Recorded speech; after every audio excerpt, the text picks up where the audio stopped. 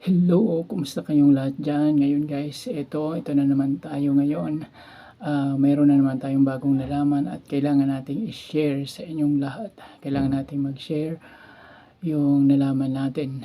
About na naman to sa doon sa mga mahihilig mag-reels, mag-Facebook, no? Yun na naman, bago na naman yung nalaman natin about sa reels and sa Facebook. Yun guys. Ang content natin for today's video is ano ba yung mga ano ba yung mga words na bawal? Yun. Mag-focus tayo dun sa mga words natin na bawal kay Facebook. At ayun nga guys, unang-una sasabihin ko sa inyo, no, may nalaman ako na yung may dalawang gulay no na bawal sambitin kay Facebook. Pero guys, sasambitin natin dito yung dalawang gulay no na bawal sa Facebook banggitin. Pero dito kay YouTube siguro hindi naman bawal, no.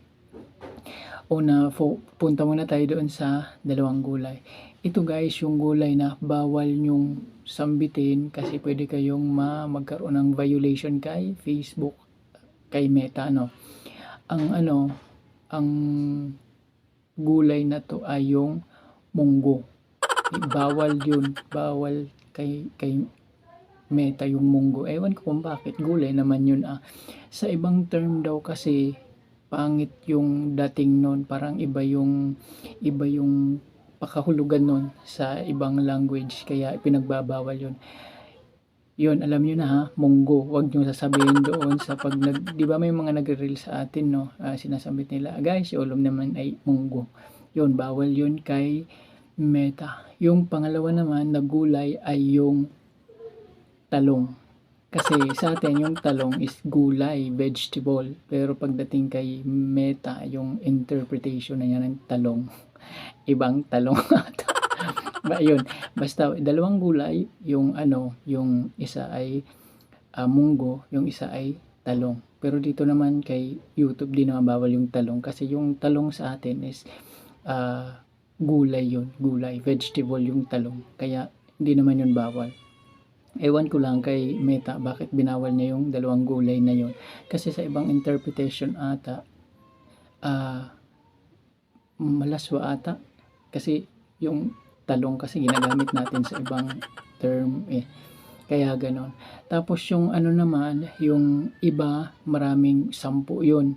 Yun, ipapop up natin dito sa, ayan, basahin nyo na lang kung mga yan. Pero may mga asterisk yung iba kasi bawal nga yan. Yung basahin nyo yan, wag nyong sasambitin yan. Lalo na sa mga guys, sa mga comment.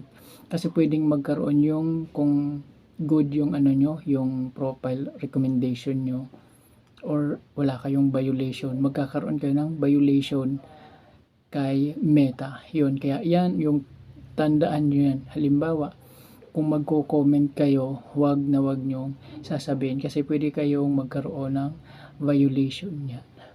So yun lamang guys, at least may na-share na naman ako sa inyo kung ano yung mga bawal na mga words na dapat hindi natin sinasabi sa mga video natin sa na ina-upload natin sa Facebook at saka kino-comment natin kasi kay Meta bawal yun. Pero sa ibang naman platform, hindi naman yun bawal. Kasi yun, lalo na yung gulay, talagang gulay naman talaga yun.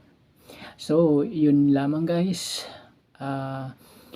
Lang, bago tayo tuluyang magpaalam guys, sana naman guys, subscribe naman kayo, then comment kayo kung ano yung mga gusto nyong i-comment dyan, kung anong gusto nyong mga malaman, at pag meron naman tayong bagong nalaman, ay naman natin, i-upload natin kay, i-upload naman ulit natin, gawa natin ng video.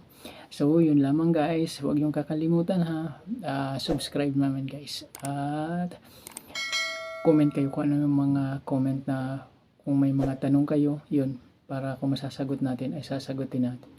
Yun lamang guys, salamat.